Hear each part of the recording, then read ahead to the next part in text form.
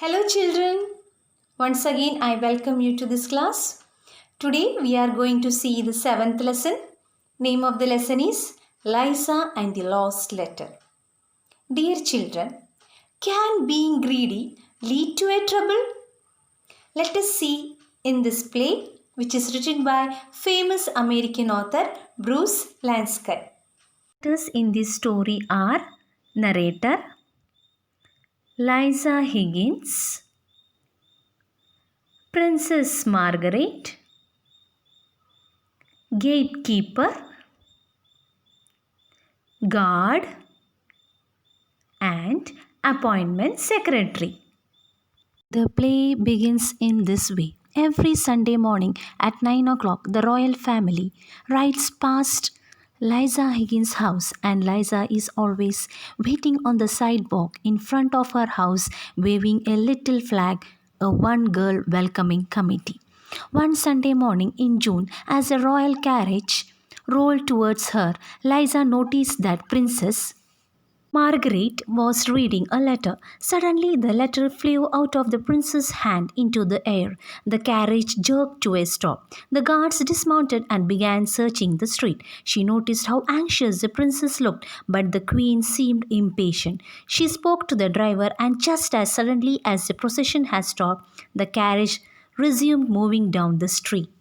Liza waited until the carriage and guards were out of sight. She walked up the alley where she had seen the letter blue. There, behind a trash barrel, was a handwritten letter on fine stationery imprinted with the seal of King of France. Liza folded the letter carefully and put it in her pocket. Liza didn't tell a soul about what she had found and decided to walk briskly towards the palace. The gate to the palace was guarded by a gatekeeper who was wearing a tall, bushy black hat and standing still as a statue. When Liza asked the gatekeeper that she wanted to meet Princess Margaret, gatekeeper said that no one could get through the gate without a pass. The gatekeeper said that he would arrange a pass for Liza if she promises to give him half of the reward that Princess Margaret gives her. Liza was angered by the gatekeeper's greed, but as she wanted to get inside, she agreed to give him half of the reward. Liza was escorted by another guard and taken inside to an appointment secretary. He denied Liza's entry, saying that Her Majesty's calendar was completely full for weeks. He promised to help Liza if she gives him half of the reward that she gets from Princess. The secretary led Liza to the Princess Margaret chamber. The princess was pacing the floor with a worried expression on her face. She was curious to know what Liza has found. Liza said that she had found a letter that the princess has lost in the morning on her way to church. The princess was very happy that she got her lost letter back. As the letter meant a great deal for the princess, she asked Liza what reward she wanted in return. She said she doesn't need a reward, but asked the princess to call her palace gatekeeper and appointment secretary, who have helped her to meet the princess.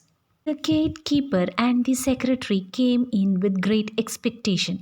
When the princess asked again what reward she wanted, to everyone's surprise, Liza requested a sentence of 2 weeks in jail.